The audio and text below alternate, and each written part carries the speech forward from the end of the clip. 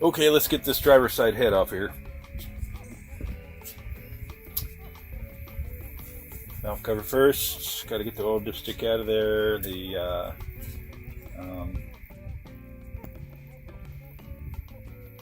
Got to get the fuel return off and the exhaust off. So just get this staring me in the face.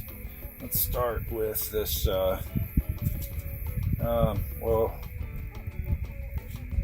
the oil dipstick.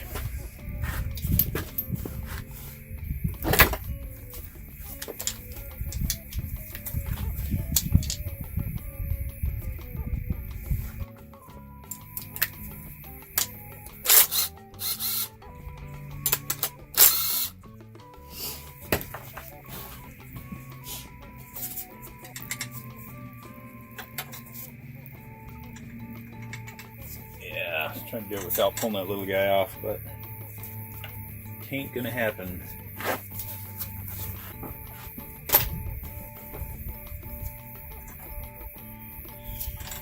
Previous owner just shoved a self-tapping screw in there. Works fine.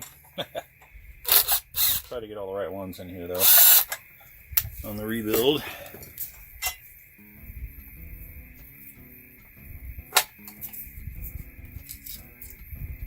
Oh boy, he's slimy.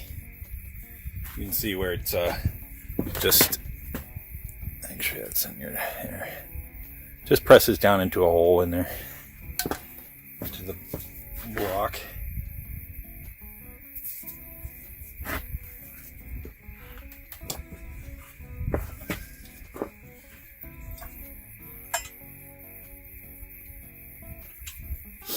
And this little bracket here holds the clamps for your fuel hard lines.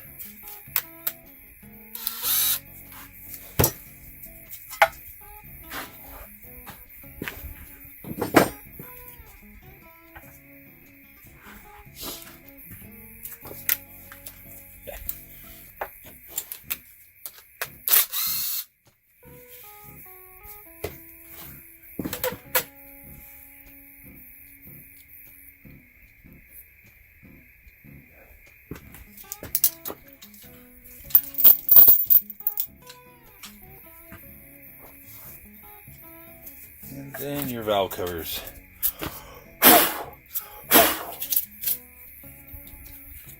Not worried so much about junk getting down in there since we're pulling the heads and pistons and everything else. We'll be able to clean everything.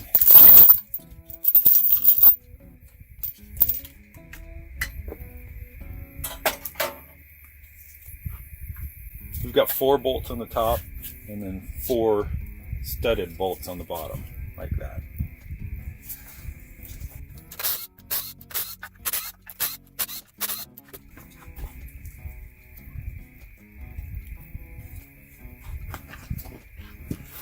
And then, as my usual, I try to keep things together, so I'll stick 2 of those studs back in this bracket and put some nuts on the top there. I found for us shade tree mechanics that don't do this every day, as I live for a living, the more we can keep things together, then the better the install, the easier the install will be. Always amazes me, like guys like Aaron, I think Sagebarth might be his last name, not sure if I'm pronouncing that right, but the plethora of knowledge these dudes have got in their brains on these trucks is amazing. It's because they use them, it's because they work on them every day. Just about. So same as the other side, just use a very thin.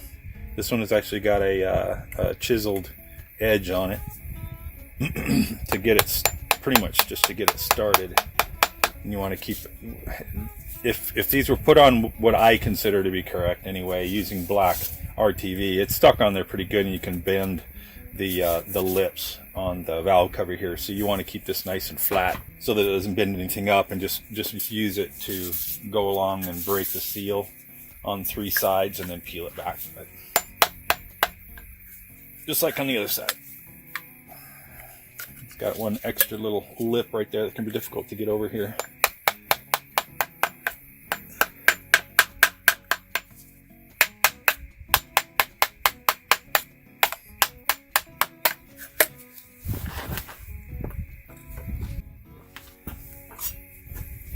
like to switch to this one. It's got a head specifically for hitting, but it's also not sharp. I don't want to dig down into the head as I'm moving along here. So this is a nice rolled end. We'll just slide right along.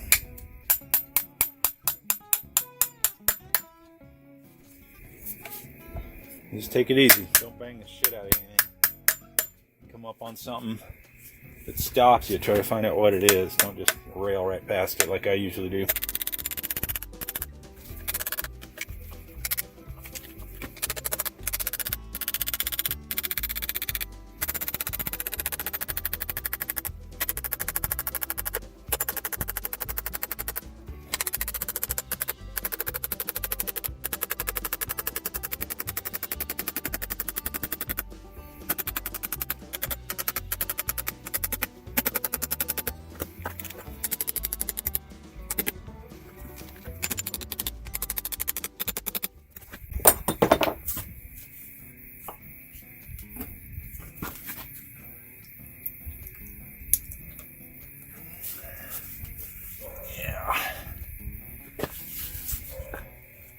I shouldn't have done that. Trying to get it loose enough where it'll just easily peel off, but you don't want to bend your bottom part of your valve cover like I may have just now. I will later go back and flatten out this edge, so hopefully I can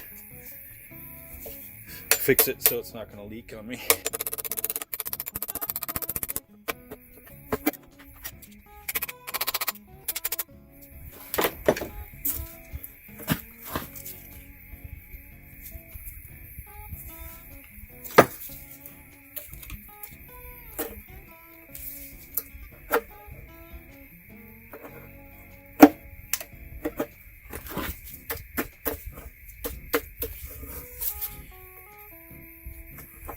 She is on there good.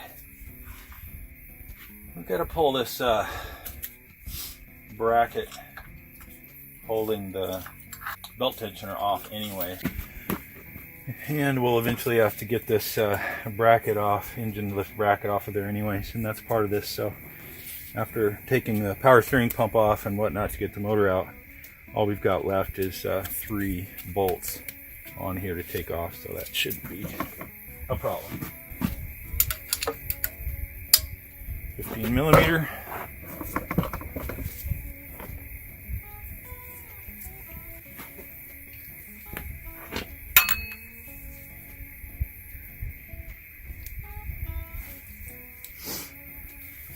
This is a studded bolt, so I got to pull this guy off, the tensioner off, to be able to get my long socket in there anyway, so no problem.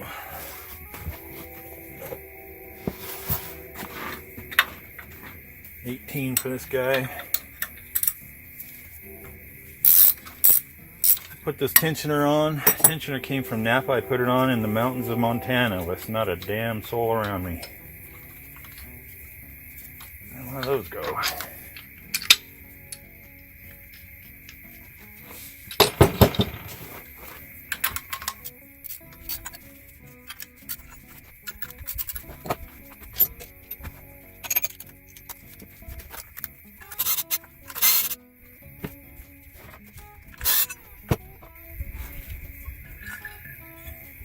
She is. I'll go ahead and just slide my tensioner back on there.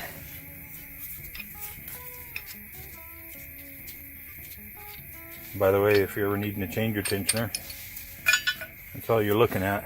1 bolt and a locating pin. 18 millimeter wrench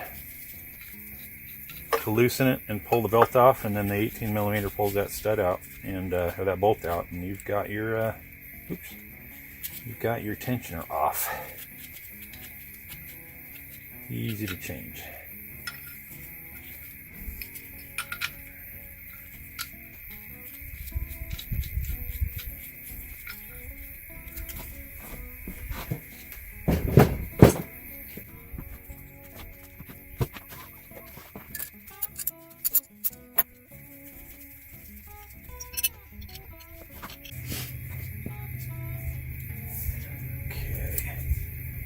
Continue on getting that valve cover off there. Boy, oh boy. Yeah, I may have warped that.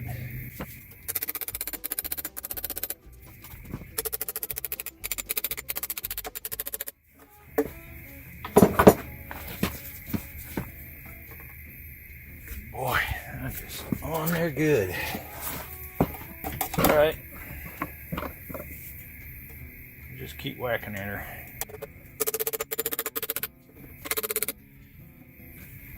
The chisel will want to keep working its way up inside the valve cover. Handle's riding right on the edge. Just push up on it as you tap and it should keep it nice and level along there.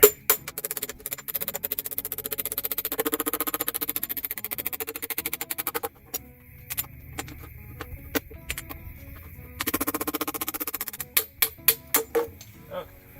There we go. Doink.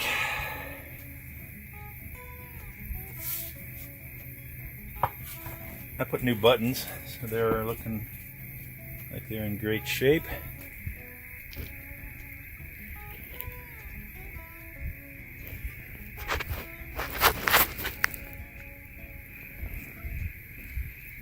ARP head studs, looking good.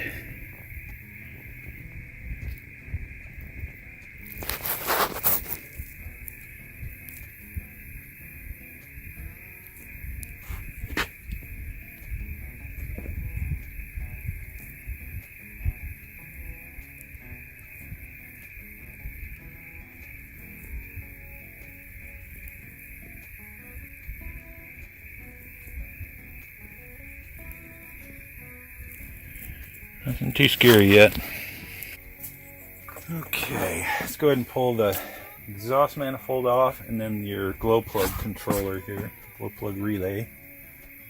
All I'm thinking is likely I've got some more cracks between the valves, which is fairly common. With Optimizer it's not as common, but considering the abuse this thing has been through between being hydrolocked and then what caused this issue in losing the coolant and having that kind of thermal shock, then it's not too surprising that I've got some cracks. Anyway, it's an easy fix, so I'm going to go ahead and have that repaired on these. So I'm just thinking about the machine shop and getting things stripped off for them to do their work. And then while it's up here and accessible to you and easy to get to, you might as well take all the things off you can.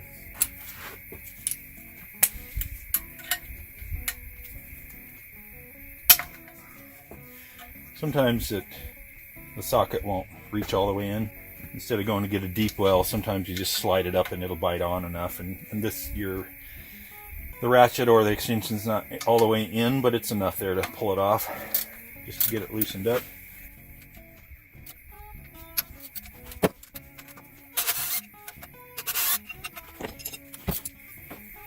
And you end up getting a deep well anyway.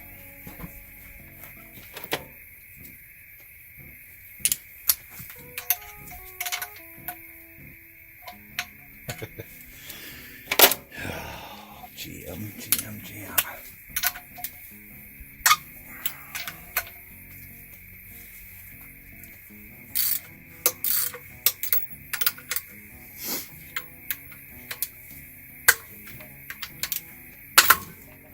Sheesh.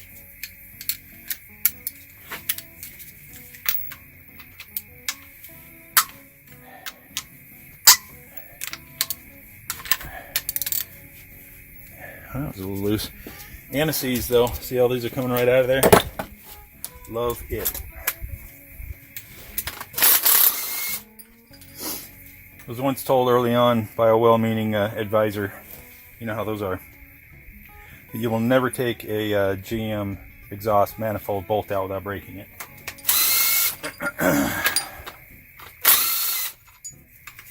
So we got 6 bolts and 2 studded bolts on the end.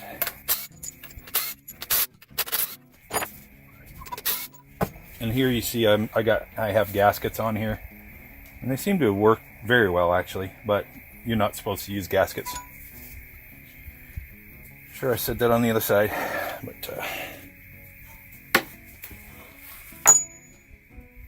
you never know.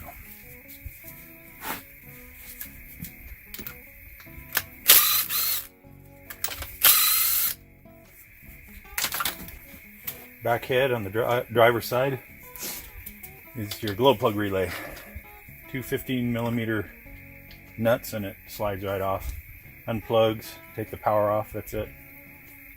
Fairly cheap, reasonably so, as far as the repair item is concerned, and easy to change out. So if you got hard starts in the morning and then it finally catches and you get a lot of white smoke blowing, that's usually because your glow plugs aren't engaging, and you got to check your plugs and your wires, of course. But if you end up having to change the relay out, it's pretty easy to get to.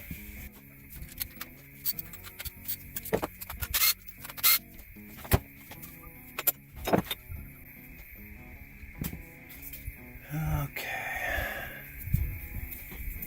we'll leave those on there. I don't want to pull studs out. Okay, now the rocker arms.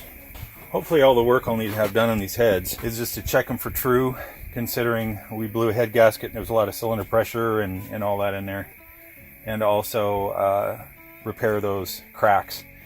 And so I'm not looking at redoing the valves or anything like that. So I'm just pulling the rockers off, stripping the heads as much as I can. I expect they can do the checking and the valve repair work with the valves in, but ultimately if they need to pull the valves out, they will, of course. So I'm just going to leave them in the event that they don't need them taken out. Of course I could ask, and probably will.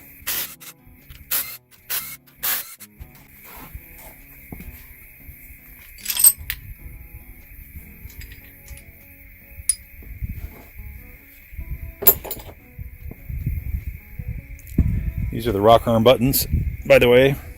When you hear people mention they've got a rocker arm button broken, these are just plastic that stick down in there. So get new ones, replace them. Some people have changed them out for bolts. It doesn't seem like a bad idea, but I haven't researched it yet. I just put brand new ones in there, so they're good. But that's what you need to replace if you hear about a rocker arm button breaking. So your push rods.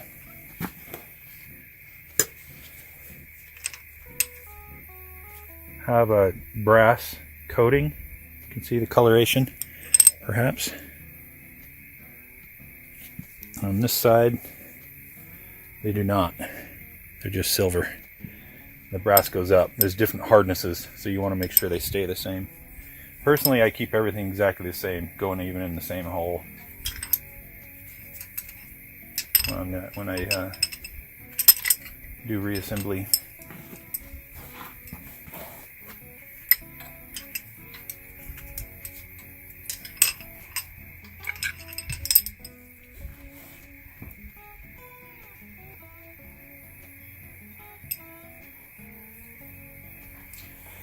Just looking for any obvious damage, any scratching, scoring, bending, anything that's obvious.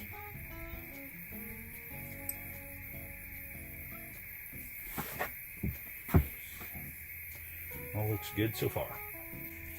And this is by no means ideal, of course, being outside. However, here's how I set my stuff up. I've got my rocker arms here, the passenger side ones in the front and back orientation that I took them off, and the push rods are underneath there, basically just like that. That keeps everything, so when you put it all back together, and then I'll cover this one up with a rag as well, just to keep things relatively clean. That's one thing, bag of rags is relatively cheap. You can rewash them and keep them going, so use them to cover stuff up, keep everything clean. Okay, we are ready to pull this head loose without forgetting the bottoms this time, like I did last time, like a boob. 19.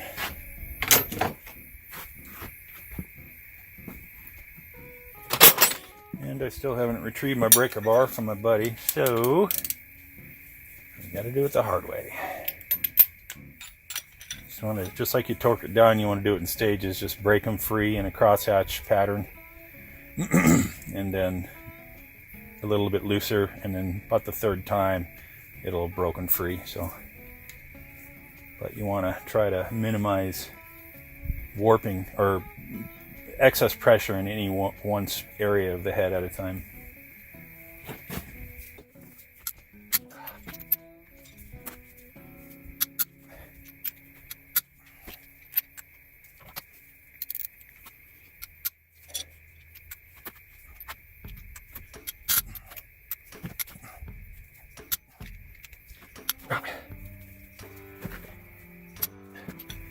I had torqued these to 110, so they're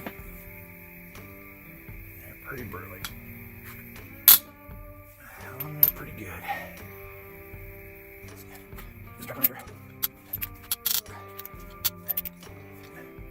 This isn't a race motor, so you don't have to get too crazy, but keep a crosshatch pattern as much as you can.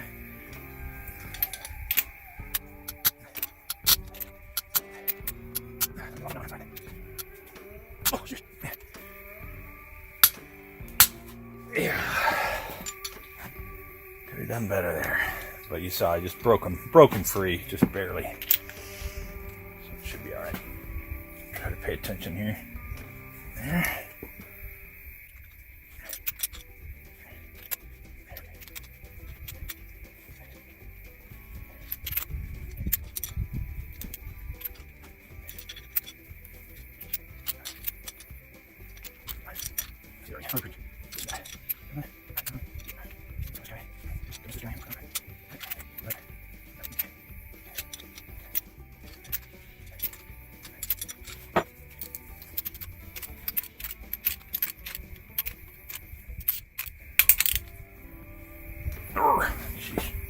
Man, I missed that one.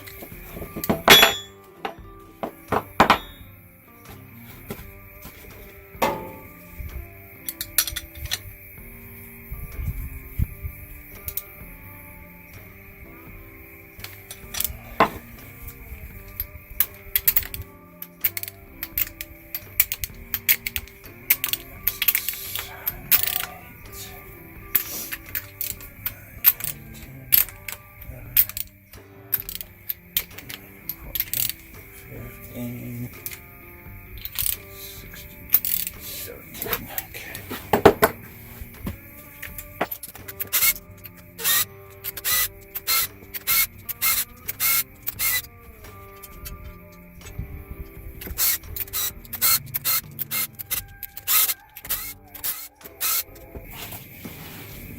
Okay, now when I put the ARP head studs in, being so concerned about getting sealed, I actually put sealant on the top and bottom of these washers too, so they're not going to slide right off. So I'll just go ahead and break that head free a little bit, and that'll break that seal off the washer. Should be able to get them off a little easier. So there's a space right here, but even better on the back over here, that you can get something to pry with that's not on the sealing surface of the head, so you're not going to screw anything up there. Alright, there we go.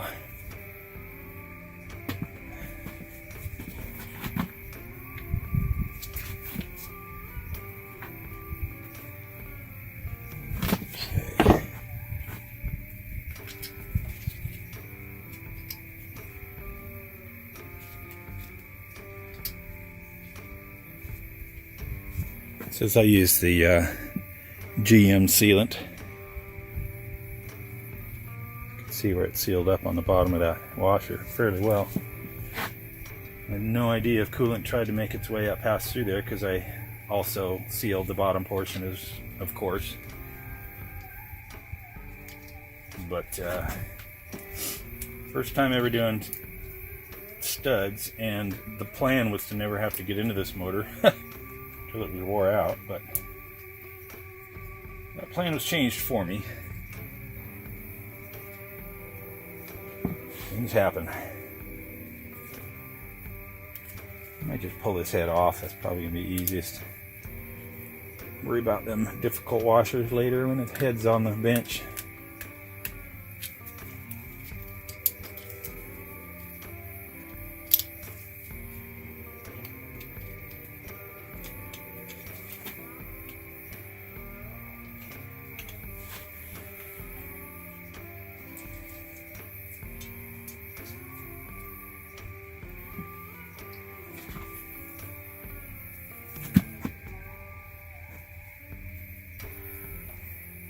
Okay.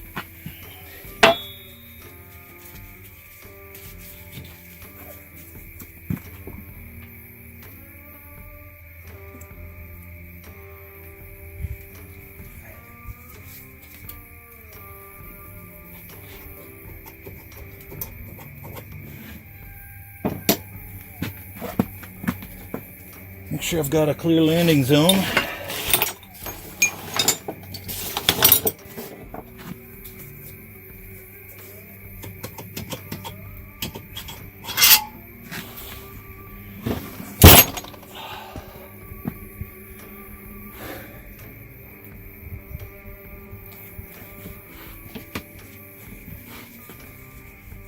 First indications are always interesting.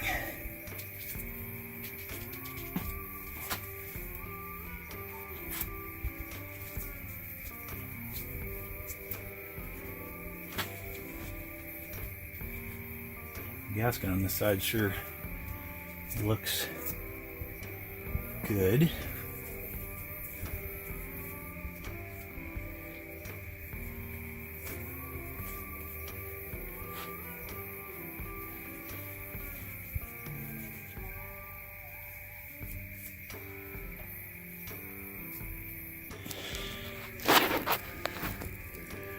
Interesting looking. Huh. That's probably just stuff from, it's been sitting here about a week or two, so.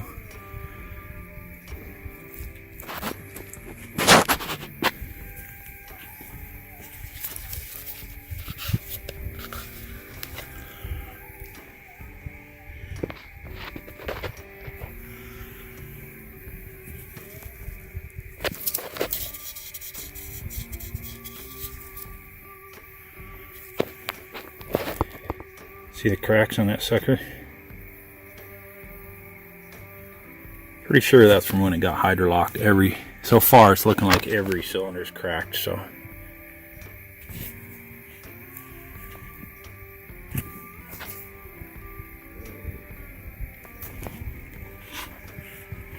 I said cylinder, jeez. Cylinders are not cracked.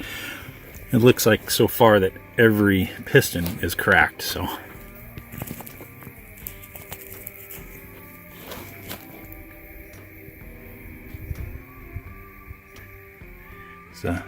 Felpro 10 thousandths over, trying to lower the compression a little. It doesn't lower it much at all, but there's a part number for it if you want it. Head gaskets are fine. I blew the one in here, but the reasoning was all mine. It wasn't the fault of anything mechanical in the motor at all.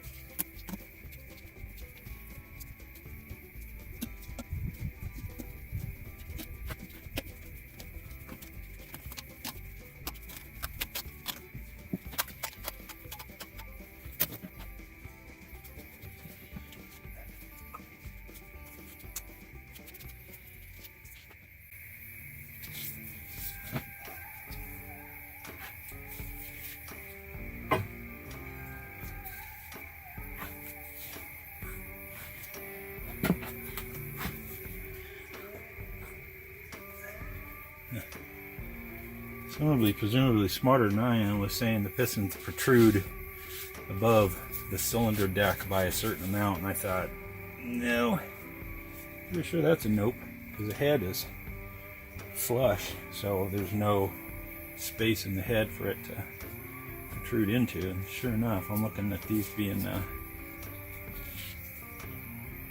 there's a protrusion. There may be, but we're talking into the thousandths of an inch, which might be within it.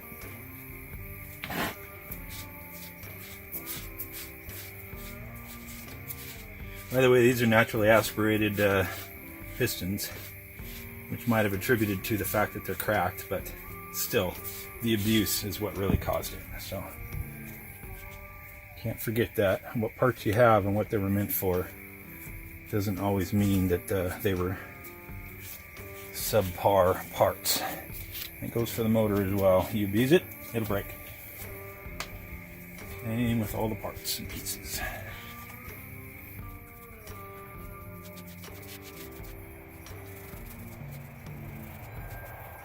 So far, the only real difference I'm seeing on between the driver and passenger side is the passenger side has got actual material taken off of the bottom edge of the piston on 7 and 8, maybe more, I don't remember, but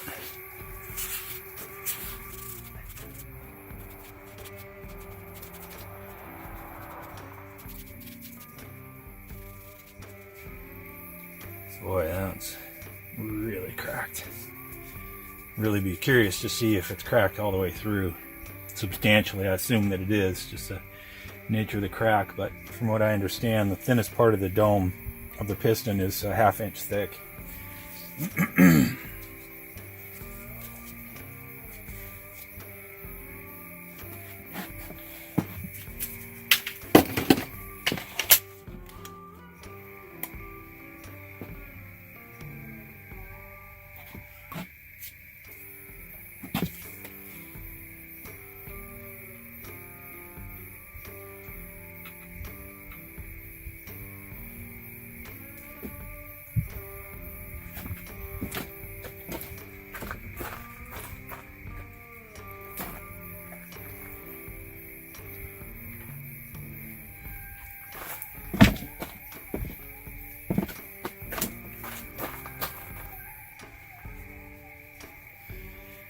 Yeah, material taken off the bottom of all the pistons on the passenger side over here. The worst being 7 and 8. Don't know what that's all about.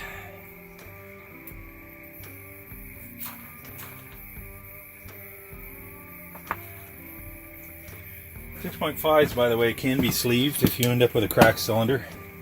You can have this machined and taken out and have it re-sleeved for a new cylinder wall. I was considering that a possibility, but so far it's looking like it's gonna be fine. Thank God.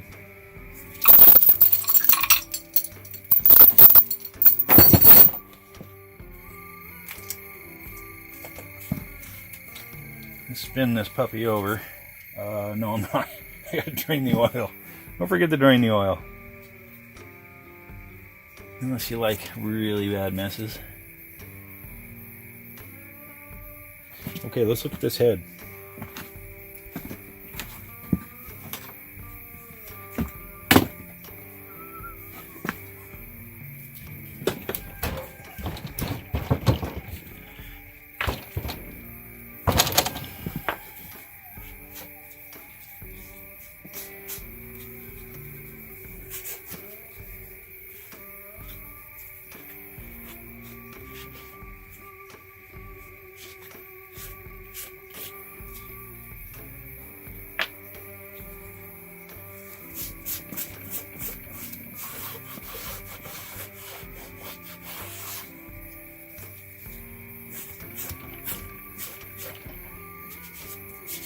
I'm looking for mainly is cracks between the valves. I see one right away, maybe two.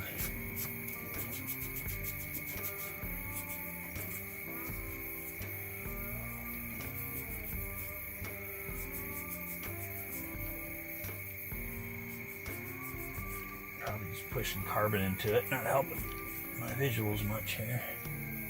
Oh yeah, that looks good. That one's definitely cracked. So is this one. Yep. That one, maybe. I've got the square pre-cups. This is a driver's side head. Square pre-cups is the smallest ones. I want to get rid of those and get diamonds. So, yep, cracked. Let's see, what would that be? That's the...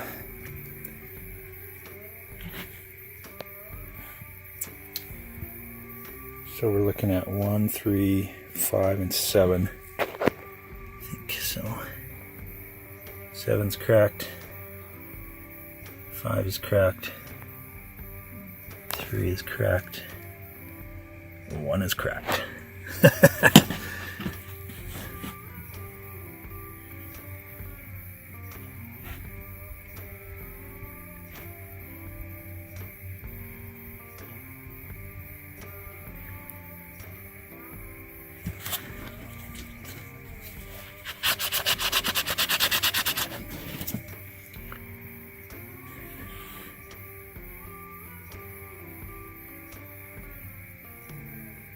Looks like it may be cracked here. Could be just cracked in the schmutz there, but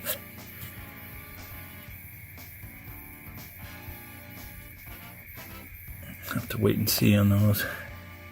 Get them cleaned up. I'm gonna have Dennis Koss get them machined for me into diamonds.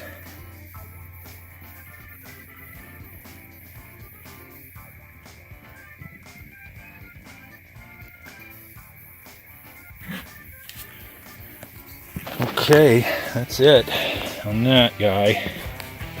Got the motor tore down. Next thing is to drain the oil, flip it over, and start pulling the rod caps off so I can get those pistons out and get them measured. We're going with 18-to-1 Molle 18-to-1 marine pistons. I'm going to have Chris at Twisted Steel coat the top, ceramic coating on the top, and frictionless coating on the side skirts.